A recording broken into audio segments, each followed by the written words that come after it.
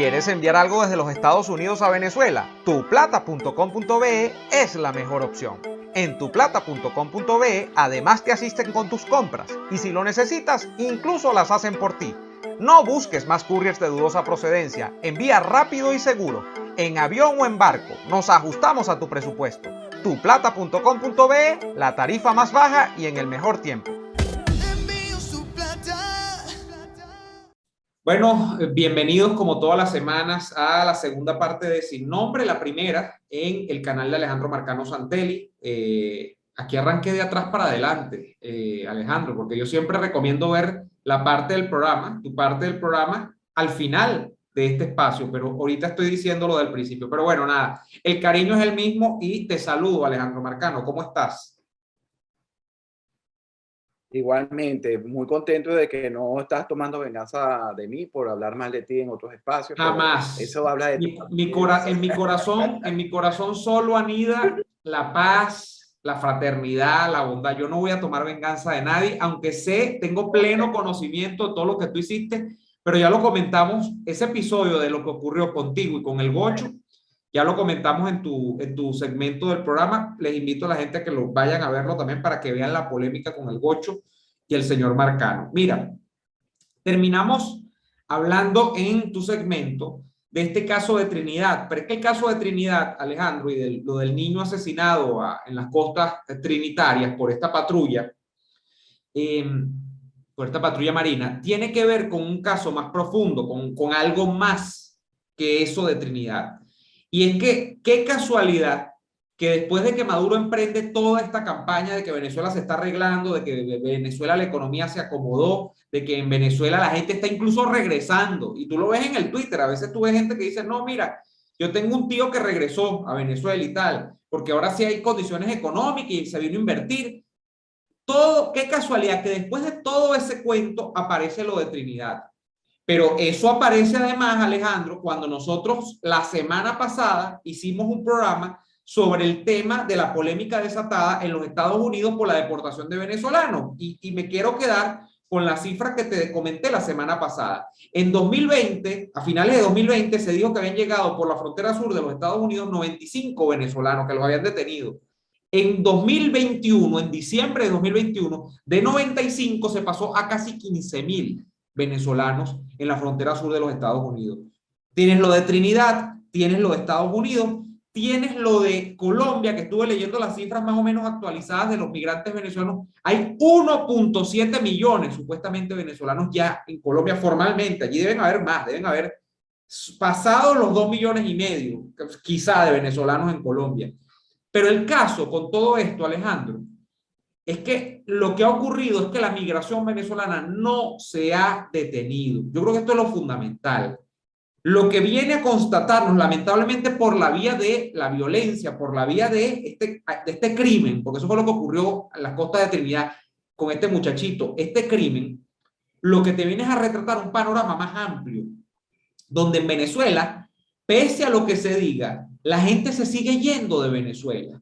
Quizá no lo vemos magnificado ya en los medios de comunicación como se veía en algunas imágenes 2 años atrás, donde se veía entonces la frontera colombo-venezolana. Entonces grababan a la gente que iba en cholitas con un morralito y tal, la gente que llegaba a Ecuador caminando, a Perú, pero la migración sigue. Lo que pasa es que lo que ha ocurrido es que quizá como es un tema tan reiterativo y que se ha mantenido por tanto tiempo como una cosa constante, ya las agendas noticiosas del mundo no lo enfocan con la misma vehemencia, ya no hay la misma cobertura que había, porque ya es como hablar más o menos de las guerras en Medio Oriente, de las guerras o de las guerras civiles en el África, que eso ya es una tragedia, pero que estamos hablando de tragedias que tienen 10, 20, 30 años.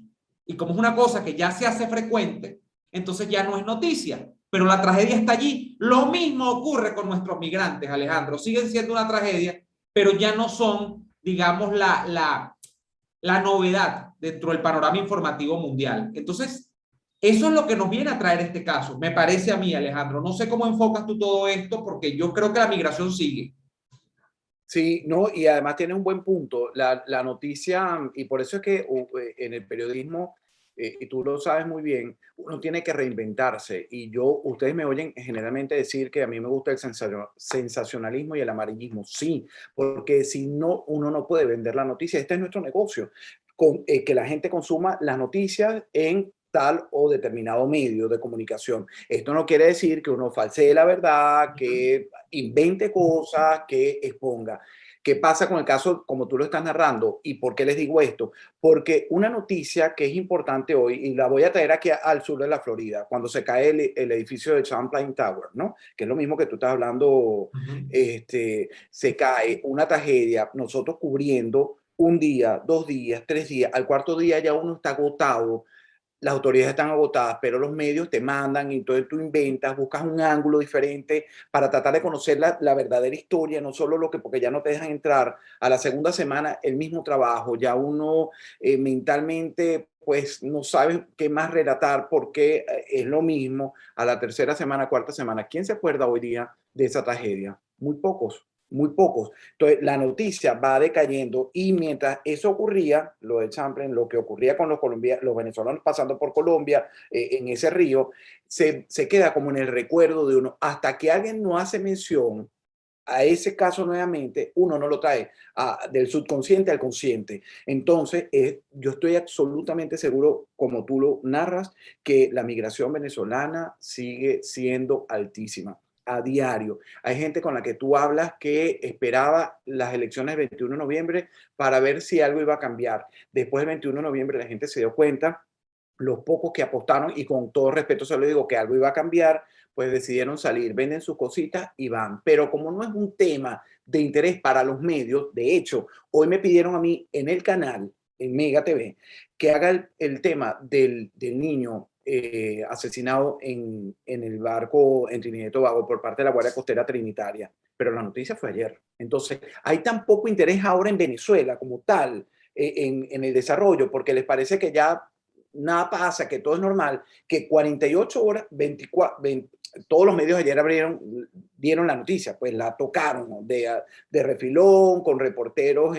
o contados en un video. Pero aquí me la piden 24 horas después. Y eso está pasando con lo que si yo llego ahorita a decirles en el canal, oye, es que hay una migración fortísima, entonces ya no somos los balseros de los cubanos, sino nosotros. No hay interés porque es una noticia repetida, repetida y repetida. Y de esto se están aprovechando los líderes, Neomar, tanto de la oposición como el liderazgo del régimen. Es decir, fíjate que Diosdado Cabello cómo se burla de la humillación de una oposición que quiere ir a un diálogo a México. Se burlan porque ya ellos no tienen más nada que hacer. Ya ellos hicieron lo que les dio la perra gana y ya tienen fechas para las elecciones en 2024. ¿Quién les sirvió la mesa de esa manera? La oposición, que permitió ir a unas falsas elecciones, que permitió normalizar más de lo que estaba normalizada esa revolución. Entonces el régimen se va a seguir burlando de ellos y con esto de nuestra gente y con ello de nuestra tragedia. Ese niño, esa niña ahogada aquí cruzando el río Bravo, la gente que violan en el camino, la gente que sigue caminando y no tiene comida, es repudiada con absoluta razón, porque una gente que llega sin nada, y yo no estoy a favor de los actos xenófobos, pero te narro lo que hemos hablado, no sé si contigo o con Daniel en otro de mis contenidos, el tema de la gente de Iquique, una zona donde se vivía de una manera tan tranquila y llega esta invasión de venezolanos donde ni siquiera las autoridades del propio Chile, solo las migratorias, han atendido como tal el problema y resulta que la gente cuando se ve sin trabajo, cuando se ve en eso, entonces lo que hacen es beber en una plaza pública, tener sexo en una plaza pública, y no estoy hablando de la generalidad, pero sí son bastantes, roban, asaltan, incomodan a la gente. Entonces, oye, la población se ve desesperada y toma esas acciones que las condeno absolutamente, de quemarles sus campamentos, de correrlos, de dispararles. Entonces, esa sobra en Iquique, lo que está pasando el venezolano en Perú, lo que está pasando el venezolano en ciertos lugares en Colombia, es la tragedia de nosotros, pero ¿a quién le importa ahora en esa narrativa? ¿A quién, Omar? ¿A quién realmente te puede mantener el cuento para que se haga algo y eso termine? Yo no lo veo. Y te voy a decir que además el cuento de los venezolanos que van a afear el gentilicio en otras partes de América Latina, de Europa incluso, pero sobre todo se ve en América Latina porque, por supuesto, aquí en el vecindario digamos que los países están más accesibles para gente que emprende una migración un poco más precaria, donde no hay para comprar un pasaje de avión, entonces se van a pie. Este cuento le pasaba a un tío mío tío mío y su esposa, que siempre ven, por cierto, estos contenidos. Mando saludo a los dos. Están desde hace años Igualmente. asentados en Ecuador, y ellos les ha ido muy bien en Ecuador, gracias a Dios, con trabajo profesional y todo. Pero el caso es que a él le molestaba tener que ver cómo venezolanos estaban justamente en esa actitud en las plazas del sitio de la región de Ecuador donde ellos estaban, prácticamente pidiendo, montándose en los autobuses a pedir. Y él a veces incluso creo que conversó con alguien, le dijo, coño, yo soy venezolano, pero trata de buscarte el pan o tal. Y les pasaba, pues, porque había gente que, claro, entre la mezcla de la precariedad de la que venían de Venezuela, donde no tenían nada, porque realmente se fueron con una mano delante y otra detrás, lo cual no es algo condenable, pero es una realidad, o sea, eso ocurría. Y sobre todo el tema de la cultura chavista, de que era gente que en Venezuela estaba acostumbrada a vivir, y esto es odioso lo que voy a decir, pero es la verdad, de que estaban acostumbradas a vivir a la sombra del Estado chavista, y esto es Misiones, el típico morralito tricolor, que mi tío dice, cada vez que lo veía en la calle me provocaba arrancárselo, o sea, botarle esa vaina para la basura, porque es la verdad, es tu bandera, pero es como transformaron tu bandera en un símbolo de miseria, porque ese morralito era el símbolo de lo que esa gente, lo poco que podía meter esa gente dentro de una mochila, digámoslo así, o sea, muy pequeña, con toda corroída y tal, y eso es lo que se llevaban, ese era el símbolo de la miseria venezolana. Y mi tío me dice, yo todo obstinado de ver eso. Lamentablemente, entonces llegaban a esos países y terminaban convirtiéndose en un incordio. Y al final de cuentas, ¿qué es lo que terminaba pasando allí? Coño, los venezolanos son una plaga, decían en muchos países, lamentablemente. Eso ocurría, y te lo digo porque esto es la relación, digamos, de un venezolano con otros venezolanos, o gente que entonces hacía escándalo en una plaza porque estaban acostumbrados a hacer lo que les diera la gana en Venezuela, donde en Venezuela no hay libertades políticas, pero libertinaje sí hay, para que la gente, desde el mejor edificio del este de Caracas hasta el barrio más popular del oeste de Caracas, pongo una música a todo volumen y está acostumbrada a que no le digan un coño, porque ellos pueden hacer lo que les da la gana hasta la madrugada. Entonces, eso ocurre lamentablemente. Lo que tú estás narrando, sí, ocurre. Bueno, Perdona que te interrumpa. a ti te pasó en Miami, a ti te pasó allá en tu casa, ¿no? Cerca de tu casa, con unos venezolanos que llegaron a hacer, y eran gente que tenían plata, no eran pobres, pero se llevaron, como dice uno, el rancho debajo del brazo. Entonces, el caso es que eso ocurría. Ahora, ¿qué te iba a decir yo, Alejandro? Que al final de cuentas, tú hablas de esto de Guaidó, del diálogo de México. Ese no es el país real. Fíjate, el país real va por dos vertientes. Lo estoy viendo yo ahorita a esta altura. Uno es revivir lo que es una vieja tragedia, porque antes del chamo de esta señora, de este niño de 9 meses asesinado, está el caso de los náufragos de William, que los cuerpos, los cadáveres que llegaron a la gente, algunos sobrevivieron, otros se murieron, recuerdo lo que yo recuerdo. Y antes de los náufragos de William está el caso, o varios casos, porque creo que fueron varios, son tantas cosas que uno se le olvida, de esta muchacha que estuvo en Trinidad y la estaban explotando sexualmente y la mató un trinitario. O sea, y eso todo en su momento causó un revuelo, pero fíjate, después se desvanece y la gente revive el recuerdo cuando sale un caso lamentable como el de este niño. Entonces, tiene antecedentes. ¿Qué es eso? Ese es el país real. No el país de ir a negociar en México, no sé qué carajo, porque en México no va a pasar nada. Ese es el país real. El otro país real es un país donde dentro de Venezuela el chavismo se está matando a cuchillo por una cosa que todavía no sabemos. Entonces han removido jefes de la SODI, es decir, generales que administran las regiones militares en Venezuela, han llevado presos alcaldes, chavistas, todo una pelea entre chavistas. Ese es el país real. No las boberías que dice Guaidó o las candidaturas presidenciales del nunca jamás de Henry Ramos Alú. No, eso no es el país real. El país real es el otro, es los migrantes y es la pelea a cuchillo del poder real del chavismo, dentro del chavismo. Eso es lo que yo veo.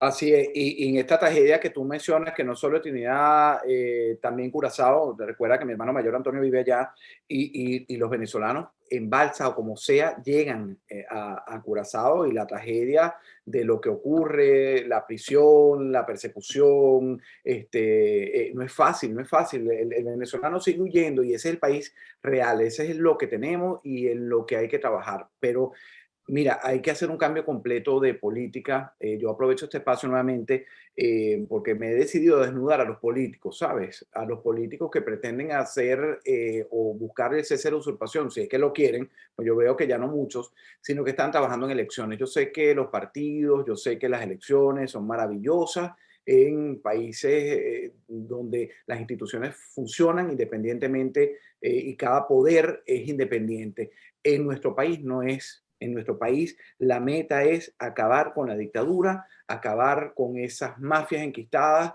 y terminarlas para poder después en algún momento pues construir o reconstruir una nación que está en el suelo.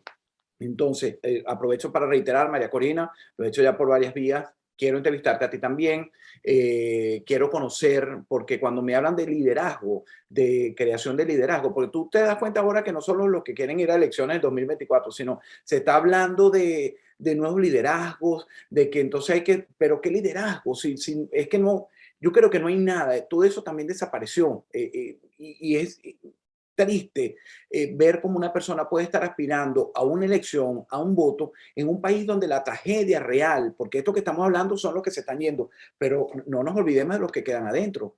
Y no ese pequeño grupo en el que afortunadamente y gracias a Dios estás tú, de los que trabajan y tienen algún ingreso en dólares porque trabajan para el exterior, pero la mayoría no lo hace. La mayoría tiene sus salarios y sus pensiones en bolívares y son miserables y la gasolina cuesta en dólares. Tendrían que trabajar 24 años para poder tener una cesta básica adecuada, una vida como quizás la tuvimos nosotros en nuestra infancia, con nuestras precariedades y todo. Entonces, no sé, es que, mira, Neomar, yo a veces me pongo a pensar, yo trato de no hacerlo mucho en mi rato libre, porque bueno, el ocio te lleva a pensar muchas cosas, ¿no? ¿Cómo se solucionaría este problema? Y entonces ayer leí un tuit de una persona que me escribió y me dice, tenemos que desaparecer como raza humana. No. Entonces yo digo, oye, ¿será esa la solución?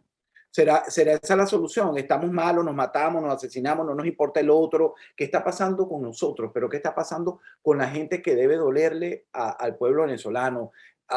No sé, es que me ahogo y no sé cómo expresarlo, ¿sabes? Siento que es como un caso perdido, no quiero darlo por perdido, pero no veo la solución. Política no la veo. Internacionalmente, geopolítica tampoco la veo. Veo que estamos jugando como al desinterés. O sea, pasa, ok, chévere, Ucrania, vamos a entrar allí, analizamos lo de Ucrania, los movimientos, la alianza, la OTAN, etcétera. Pero entonces fíjate que ya lo de Ucrania está como pasando como para un segundo plano del interés, no estoy diciendo la realidad, ¿no? Y a eso nos van llevando. Y entonces igualmente está pasando con Venezuela, que lo que nos están vendiendo y lo que nos estamos creyendo, incluso desde afuera, es que la normalización llegó con sus bodegones y todo, que pensamos que era una miniatura de país y para un pequeño grupo y no, y es lo que nos va quedando. Mira, nosotros estamos, y por eso es que estalla la impotencia. La impotencia es el sentimiento que en estas situaciones tiene que estallar. ¿Por qué?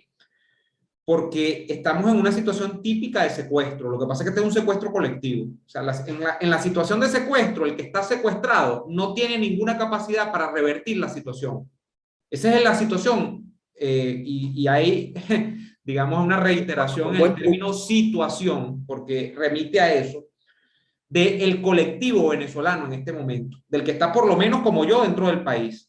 ¿Por qué? Por una cosa elemental, Alejandro, que es que esto ya no es política, que es que esto ya no es político, que es que tú no puedes equiparar a una población desarmada con un régimen criminal armado. Ese es el problema. O sea, cualquier análisis que desvirtúe, que ponga de lado este elemento fundamental de la lectura, que es que tú estás frente a unos tipos que te tienen secuestrado porque tienen una capacidad mortal en sus manos, que están armados, que además son malandros y todo lo más, y que el conjunto de los venezolanos no está armado, ni está supuesto en este momento a encabezar ninguna gesta libertaria, a través de un conflicto bélico para liberar al país, pues ese análisis se cae por sí mismo. Por ejemplo, cuando tú ves un Ramón Guillermo Aveledo hablando ahora de que van a renovar el TSJ y que esa es la nueva lucha que debe dar la oposición venezolana para meter unos magistrados, él está hablando de un país ficcional, de un país donde existe Estado de Derecho, donde importan los tribunales, y eso es mentira. En Venezuela el TSJ lo maneja Maduro, independientemente que tú le pongas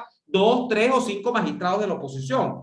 Entonces, el problema... 100. O 100. Y fíjate lo que ocurrió con el CNE. El problema aquí de fondo, Alejandro, es un problema de impotencia. Por eso es que mucha gente que nos escribe en los comentarios a nosotros, bueno, ¿y cuál es la solución? Papaíto, no te la puedo dar porque no la tengo. Yo no engaño a nadie. Yo lo que estoy haciendo es un análisis de lo que está ocurriendo para que tú tengas claridad de dónde estás viviendo.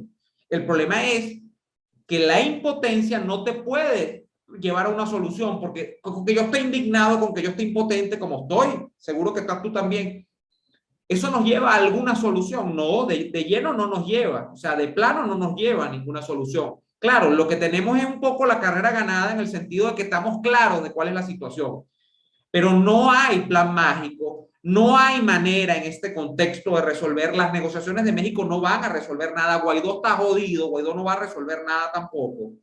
Estamos en un contexto donde estamos en un secuestro. O sea, eso que parece tan, que hablando tú ahorita hacías alusión a María Corina Machado. María Corina Machado lleva años diciendo esto. Y cuando lo decía sí, pero ¿para qué dice? No, bueno, esa cosa tan básica, que es asumir que eso es lo que nosotros estamos viviendo, es lo que te lleva a comprender por qué nos sentimos así, por qué actuamos así, por qué desde afuera nos ven así.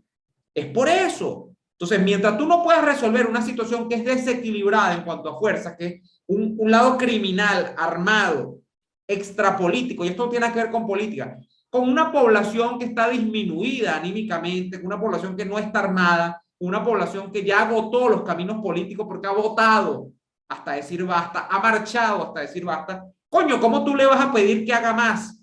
Por eso que cuando dicen no, que los venezolanos son unos cómodos, que deben desaparecer como raza o como especie humana, no, es que tú no me puedes pedir más de lo que yo puedo dar. Ese es el problema acá. Pero bueno, no hay solución mágica. Ese es el problema, Alejandro, también. No hay solución mágica. Y yo me quedo, claro, y me quedo con lo que tú dices. La verdad que excelente análisis, como siempre el tuyo. Realmente estamos ahora en el charco de la impotencia, donde no podemos hacer nada y no podemos solucionar nada. Además, nosotros no somos líderes políticos, sino el papel que estamos, del cual estamos fungiendo como comunicadores es eso, presentarle a la gente el escenario para que sepa cuál es el escenario. Y yo creo que sí, se ha logrado. Eso es un gran logro que tenemos. La mayoría de la gente sabe dónde estamos, nos lo demuestra cada uno de los comentarios, nos lo demuestra la actitud de toda la mayoría del venezolano fuera del país, en sus redes sociales, donde sea, que hay una claridad de lo que está ocurriendo, pero no tenemos la solución y hay que seguirla trabajando, y nosotros vamos a seguir condenando las que nos parezcan que es de un país ficcional o la de la realidad. Por ahora casi todos están apuntando a un país de mentirillas, un país donde hay una férrea narcotiranía,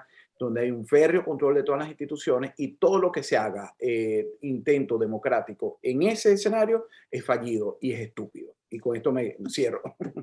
Bueno, yo te agradezco mucho, Alejandro, por este programa, por acompañarme nuevamente, y le agradezco muchísimo a la gente que nos acompaña semana a semana en estos espacios. Gracias a la gente que me apoya en Patreon, patreon.com/neoadolfo. Gracias a quienes se suscriben a este canal y al canal del señor Alejandro Marcano, que también deben visitarlo para ver la primera parte de esta conversación. Nosotros, acá abajo les dejo el enlace de la conversación, de la primera parte de la conversación con Alejandro. Y Sebastián, ya perdimos esa batalla con Sebastián de que ponga el link abajo. Bueno, no importa, pero la gente llega igual. El cariño es el mismo. Señores, y no dejen de ver mi parte en los primeros minutos, que confieso que me emborraché, como Daniel se arrecha, nos reímos un rato. Las confidencias. Ay, Dios mío, mira. Para rebajar. Bueno, en la primera parte, Marcano explica qué es eso, que no es lo que ustedes están pensando. Marcano lo explica en la primera parte. Pueden ir a verla allí. Un poco que terminamos. Esta segunda parte no la terminamos triste. Yo diría que como la terminamos como impotente. La palabra huevoneado. Huevoneado no, impotente y digamos, con mucha frustración. Sí. Pero esa primera parte, ahí equiparan esa frustración con esa primera parte donde está un poco más divertida la cosa con Alejandro. Exactamente, exactamente. Bueno, nos despedimos hasta la semana que viene, Neomar. Siempre un placer compartir y con ustedes también. Gracias. Hasta la próxima semana. Hasta entonces.